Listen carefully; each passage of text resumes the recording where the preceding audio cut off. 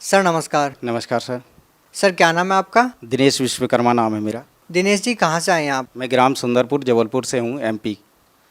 अच्छा दिनेश जी, आप एक बात बताइए, संत रामपाल जी महाराज से कब जुड़े आप? संत रामपाल जी महाराज जी से मैं 26/1/2014 को जुड़ा। क्या काम करते हैं आप? दास जो है परमात्मा के जुड़ने से पहले इंश्योरेंस सेक्टर में काम करता था। सर संत रामपाल जी महाराज से नाम दीक्षा लेने से पहले आप क्या भक्ति साधना करते थे? मैं संत रामपाल जी महाराज बंदी छोड़ सदगुरु रामपाल जी महाराज जी की साधना करने से पहले दुर्गा जी की उपासना करता था। चूँकि मेरे घर में सारे लोग दुर्गा की ही उपासना करते थे, वही उपासना मैं करता था। और उस उपासना के करते करते मेरे जीवन में इतने कहर टूटे कि 26 साल की उम्र में मेरी पत्नी की मृत्यु हो गई कैंसर से। और दुर्गा जी का उपासना करने से जो मैं आपको बताने जा रहा हूँ कि दुर्गा जी ऐसे साक्षात 8वां अंग सहित ऐसे तख्त पे विराजमान हो जाती थी। और हम उनसे यही प्रार्थना करते थे कि कैंसर था, कैंसर ठीक हो जाए। आज जगत जननी है, जैसा सुन रखा था हमारे गुरुओं ने, धर्म गुरुओं ने हमको बता रखा था कि दुर्गा ही सारी जगत की जननी है। तो हमने कहा हमारे तो भाग खुल गए। ये इतना मतलब किसी को नहीं मिला। तपस्या करते हजारों वर्ष तपस्या करने के बाद जो प्राप्त नहीं होता वो मैं इन आंखों से देख पा रहा हूँ। मेरे तो भगवान मिल गया, मेरा मोक्ष हो गया, सारी चीज़, और तो मेरे रोग दूर हो जाएंगे, पत्नी के सारा हो जाएगा। लेकिन भगत जी क्या बताऊँ कि वो यही कहती रही ठीक हो जाएगी। वो दूसरे दिन मेरी पत्नी की मृत्यु हो गई।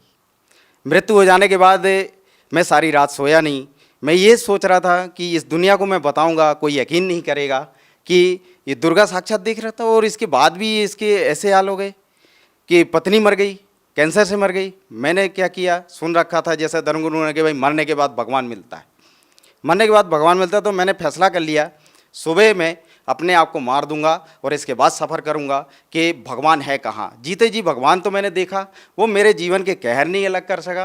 कोई मेरे जीवन में कहीं पे भी सुख और शांति नहीं प्राप्त हुई। ऐसा करके मैंने अपने आप का ये गला काट दिया। गला काटने के बाद जो है मैं 3 दिन जो है मरा हुआ था। दुर्गा जी के ऐसी चेहरा मेरे सामने होता था। मुझे जो है जितने भी काल के जो दूत हैं लेने आते हैं वो ले जा नहीं पाए। मैंने बोला भगवान मरने भी नहीं दे रहा, मिलता भी नहीं है, कहाँ जाऊँ, कैसे पाऊँ। जब ये चीज़ हुई, मेरे प्रश्नों का उत्तर नहीं मिल रहा है, मरने देता नहीं, मिलता है नहीं, भगवान है कहाँ। ऐसा करके जो है मैं प्रश्नों पे प्रश्न मेरे अंदर से उठ रहे थे। फिर हुआ क्या सर जी कि मैं तीसरे दिन जब अपने होश में आया तो मैं बेड पे पाया, हॉस्पिटल में पड़ा हुआ था। मैं बोल रहा हूँ, मेरी आवाज़ नहीं निकल रही है। तो मैं इशारा किया कि मेरी आवाज़ क्यों नहीं सुन रहे। कोई सुनने वाला नहीं, सब देख रहे हैं। एकदम से उन्होंने देखा, अरे इसको होश आ गया। ठीक है। इसके बाद क्या हुआ, मैंने सोचा कि यार जब इनको सुनाई ही नहीं दे रहा, अच्छा रहा, कौन कितने सवाल पूछते, क्यों तूने गला काट लिया, क्यों ये कर लिया। मैंने बोला अच्छा रहा, चल ये काम तो अच्छा किया मेरे जीवन में, कम से कम बोलने का जो था वो बंद कर दिया। किस किस को जवाब देता मैं। सर हम जीवन में बहुत कम ऐसे लोगों को देखते हैं जिनकी आस्था, जिनकी भक्ति इतने उच्च स्तर पे हो, इतनी आस्था उनकी हो कि भगवान पाने के लिए वो अपनी मौत को भी गले लगाना बेहतर समझते हैं। आपने भगवान प्राप्ति के लिए, भगवान दर्शन के लिए अपना गला काट दिया, आपकी पत्नी की मृत्यु हो गई, जबकि आप कह रहे हैं कि आपको दुर्गा देवी साक्षात नजर आती है, साक्षात दर्शन देती है। बावजूद इसके आपको आध्यात्मिक लाभ नहीं मिले, शारीरिक लाभ नहीं मिले। सर आप क्या कारण मानते हैं कि आपको शारीरिक लाभ नहीं मिले, आध्यात्मिक लाभ नहीं मिले, जबकि हम देखते हैं कि आज के समय में बहुत कम ऐसे लोग होंगे जो आपकी तरह आस्था रखते होंगे। बहुत कम लोग ऐसे होंगे जो अपने जीवन को दांव पर लगा सकते हैं भगवान प्राप्त करने के लिए। सर क्या कहना चाहेंगे, आखिर आपको आध्यात्मिक शारीरिक लाभ क्यों नहीं मिले? सर इसमें ये है, जो आज तक हमारे धर्मगुरुओं ने जैसा हमें ज्ञान दिया, शास्त्र के विरुद्ध ज्ञान दिया और उसकी जानकारी दी, उसी पद्धति को हमने जीवन में सुना, आचरण में लिया, उसको करते रहे। उसको करने के बाद परमात्मा कहते हैं, बंदी छोड़ सदगुरु रामपाल जी महाराज अपनी वाणी में कहते हैं कि भाई जो 3 देव की करते भक्ति उनकी कभी ना होवे मुक्ति। परमात्मा अपनी वाणी में फिर कहते हैं कि माई मसाणी शेर शीतला भैरव भूत हनुमंत, जो इनको पूजता है हम कोसों इनसे दूर होते हैं। परमात्मा अपनी वाणी में कहते हैं। हमको ये बात मालूम नहीं थी, क्योंकि हमको सच्चा ज्ञान देने वाला कोई गुरु आज तक नहीं मिला। क्या आप ये कह सकते हैं कि संत रामपाल जी महाराज की शरण में जाने के बाद आपकी वो खोज पूरी हुई? बिल्कुल, मैं ये आपको बहुत बढ़िया बात बताता हूँ। मेरे जब ये प्रश्नों का हल नहीं हुआ कि ये भगवान ये नहीं है तो वो परमात्मा है कौन, कहाँ है, कैसे मिलेगा, मैं इस खोज में जब चला तो मेरे माइंड में एक बात आई कि जो सारे जितने चैनल्स हैं, कहीं ना कहीं कोई तो गुरु होगा जो इस संसार के विषय में, इस भगवान के विषय में जानकारी दे रहा होगा। ये प्रेरणा हुई मेरे अंदर ऑटोमेटिक, पता नहीं क्यों।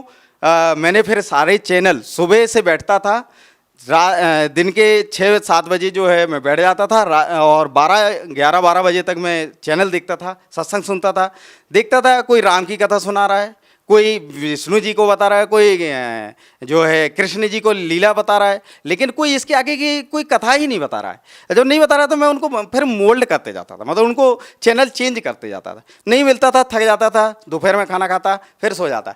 3 बजे फिर उठता, शाम के 6 बजे तक चैनल देखता मैं। चैनल देखने के बाद वही कोई राम कथा, कोई कृष्ण जी की लीला बता रहा, वो गोवर्धन पर्वत उठाए, इसके आगे कोई ज्ञान ही नहीं, कोई नहीं। कोई हनुमान जी की उपासना बता रहा, आप ऐसा कर लो, ये हनुमान जी ऐसा चमत्कार कर देंगे, हनुमान जी पूर्ण परमात्मा है कलयुग में।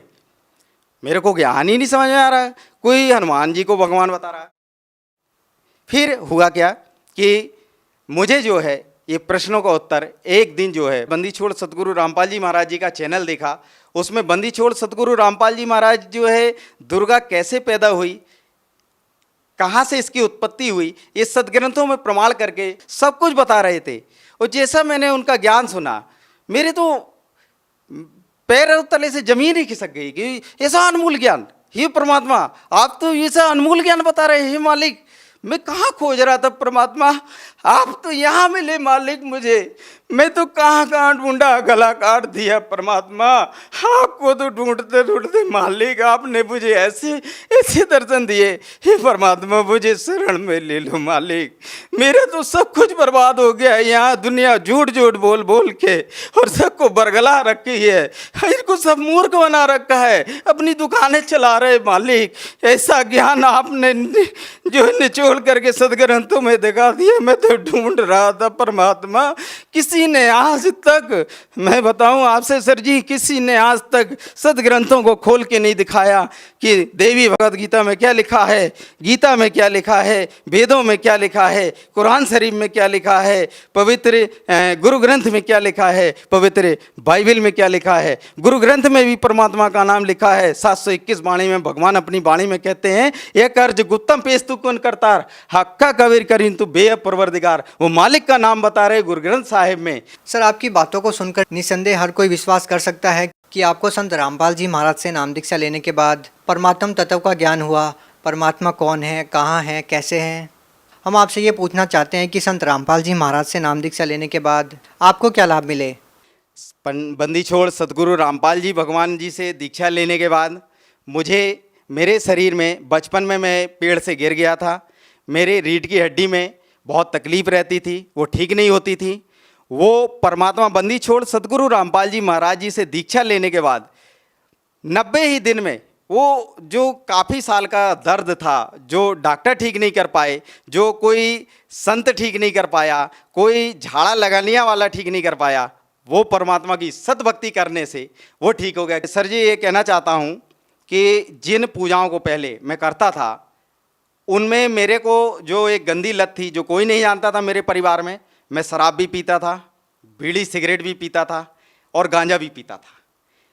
और मेरे घर के, मेरे परिवार के कोई नहीं जानते थे कि ये नशा ये करता है।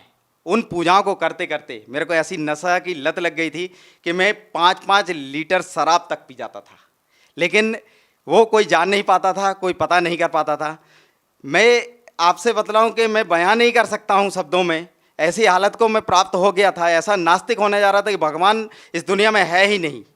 जो भगवान पाने की प्रक्रिया जो बता रखी है, उससे भगवान मिला वो लाभ नहीं मिले भगवान वाले, क्योंकि भगवान के लाभ सुन रखा है कि भगवान तो करुणा का सागर है, दया का सागर है। वो कुछ भी मेरे जीवन में नहीं कि ऐसा घटित हुआ।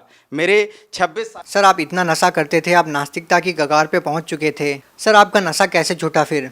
बंदी छोड़ सदगुरु रामपाल जी महाराज जी की शरण में जाने के बाद मैं सर जी आपसे बताऊं, मेरा नशा 1 सेकेंड में ही छूट गया। वो जो लत थी, मुझे इच्छा ही नहीं हुई परमात्मा की शरण में जाने के बाद। सर अब आपको कितने वर्ष हो गए हैं कि आपने नशा नहीं किया? मैं जब से 26/1/2014 को मैंने परमात्मा बंदी छोड़ सदगुरु रामपाल जी की शरण में गया, उस तारीख से वो सारे नशे छूट गए एक ही पल में। सर हम आपसे एक और बात पूछना चाहेंगे, कहीं ना कहीं संत रामपाल जी महाराज के जो अनुयायी हैं उनके निशाने पर ज़्यादातर हिंदू देवी देवता ही रहते हैं, क्योंकि वो कहते हैं कि उनको देवी देवताओं के पूजने से कोई लाभ नहीं मिला। हम आपसे ये प्रश्न पूछना चाहेंगे कि कहीं संत रामपाल जी महाराज हिंदू धर्म के खिलाफ कोई साजिश तो नहीं रच रहे? आखिर संत रामपाल जी महाराज किस धर्म को श्रेष्ठ मानते हैं? ये गलत है। बंदी छोड़ सदगुरु रामपाल जी महाराज जी ने किसी भी प्रकार से किसी भी धर्म के प्रति कोई साजिश नहीं रच रखी है। परमात्मा बंदी छोड़ सदगुरु रामपाल जी महाराज जी ने, क्योंकि उनका एक स्लोगन ही है एक कि जीव हमारी जाति है, मानव धर्म हमारा, हिंदू मुस्लिम सिख ईसाई धर्म नहीं कोई न्यारा। सर यहाँ पे हम एक और बात पूछना चाहेंगे कि क्या सारे ही गलत साधनाएं केवल हिंदू धर्म में हैं? मुस्लिम धर्म के बारे में आप कुछ नहीं कहते हैं? आज बहुत सारे धर्मगुरु हैं। मुस्लिम धर्मगुरु में मैंने एक नाम सुन रखा था जाकिर नाइक का। उन्होंने बहुत खुला चैलेंज किया था कि आज इस संसार में कोई भी गुरु हों दो, कोई भी महात्मा हों दो, कोई भी शंकराचार्य हों दो, मैं उससे डिबेट करना चाहता हूं, मैं डिबेट करने के लिए इच्छुक हूं। बंदी छोड़ सदगुरु रामपाल जी महाराज जी ने बहुत उनको इनविटेशन दिया कि आप हमारे से ज्ञान चर्चा करें, उसका सारा खर्चा भी हम देंगे। अगर आप वहन नहीं कर सकते, वो साधना चैनल के माध्यम से आप अपना चर्चा करने के लिए आ सकते हैं। आपका स्वागत है। बंदी छोड़ सदगुरु रामपाल जी महाराज जी का ज्ञान ऐसा है कि इस दुनिया में उसका कोई सानी नहीं है। सर अंतिम प्रश्न आपसे पूछना चाहेंगे कि एक ऐसा धर्मगुरु, एक ऐसा संत जो आपको आध्यात्मिक ज्ञान देते हैं, जो आपको शारीरिक लाभ देते हैं, आपको मानसिक लाभ देते हैं, वो संत आज जेल में है। सर क्या कहना चाहेंगे इस बारे में? सर ये बहुत शर्म की बात है। आज ऐसे संत जो संसार में नशा, दहेज प्रथा, ऐसी कुरीतियाँ जो सारे समाज को एक अज्ञानता में बांधे हुए हैं, ऐसे संत को जिसने आज सारे संसार में नशा मुक्त, बिना किसी दवाइयों के, बिना किसी ट्रीटमेंट के, उनके जितने भी शिष्य आप देख लीजिएगा, कोई नशा नहीं करता मिलेगा, कोई दहेज लेते नहीं मिलता है। आज सत भक्ति करते हैं सारे, किसी भी प्रकार से कोई भी किसी भी प्रकार का नशा में सहयोग तक नहीं करते हैं। ऐसे संत को आज जेल में डाल रखा है, ये बहुत शर्मनाक बात है। और आज संसार में ऐसी बात कोई नहीं बोलना चाह रहा सत्य की, जो जगत गुरु तत्वदर्शी संत रामपाल जी महाराज जी ने बताया, उनके ज्ञान को आज समझने तैयार नहीं है। खासकर ये भारत सरकार से कहना चाहता हूँ कि शर्म करना चाहिए। ऐसे उद्धारक संत जो समाज को एक जो है सत्य भक्ति करा के और उद्धार कराना चाह रहा है, ऐसे समाज का निर्माण, ऐसे स्वच्छ समाज का निर्माण कि आज भाईचारा, अमन, चैन, सुख, शांति सब कुछ आ रहा है। जितने भी जगत गुरु तत्वदर्शी संत रामपाल जी महाराज जी के शिष्य, आज आप उनसे मिलके देख लीजिए, कोई नशे में सहयोग नहीं करते, किसी प्रकार की कोई कुरीतियों को नहीं मानते। आज ऐसे संत को जेल में डाल रखा है, कोई सुनने वाला नहीं है। आज मैं भारत सरकार से ये प्रार्थना करना चाहता हूँ हाथ जोड़ के, ऐसे संत जो समाज उद्धारक हैं, जगत गुरु तत्वदर्शी संत रामपाल जी महाराज जी को बहुत जल्द से जल्द बाहर लाएं, उनको जेल से निकालें और उनका चरण वंदन करके अपना उद्धार कराएं और मानव समाज में सहयोग करें, एक स्वच्छ मानव समाज बनाने में सहयोग करें। सर आप भगत समाज को क्या संदेश देना चाहते हैं जो आज देवी देवताओं की पूजा करते हैं, नकली धर्मगुरुओं के जाल में फंसे हुए हैं, या ये कहें कि कहीं ना कहीं नशे की गिरफ्त में हैं, उन लोगों को आप क्या कहना चाहेंगे? सर भगत समाज को मैं प्रार्थना करता हूँ, हाथ जोड़ के दोनों हाथ से प्रार्थना करता हूँ, जिस भगवान को ये सारी दुनिया ढूंढ रही है, वो परमात्मा, पूर्ण ब्रह्म परमात्मा संत रामपाल जी महाराज जी के चोले में आज इस धराधाम पे बैठा हुआ है। सभी भक्त समाज और जबलपुर एमपी से, जैसा मैंने बताया, मैं ग्राम सुंदरपुर से हूँ, उससे ग्राम सुंदरपुर से लगे हुए 10 गांव हैं, उन सभी भोली पुण्य आत्माओं से मैं प्रार्थना करना चाहता हूँ, एक बार संत रामपाल जी महाराज जी के मंगल प्रवचनों को सुने, उस ज्ञान को सुने और संत रामपाल जी महाराज जी से बहुत जल्द से जल्द दीक्षा लेकर के अपने जीवन का कल्याण कराएं और मोक्ष प्राप्त करें। जी धन्यवाद। सत साहिब।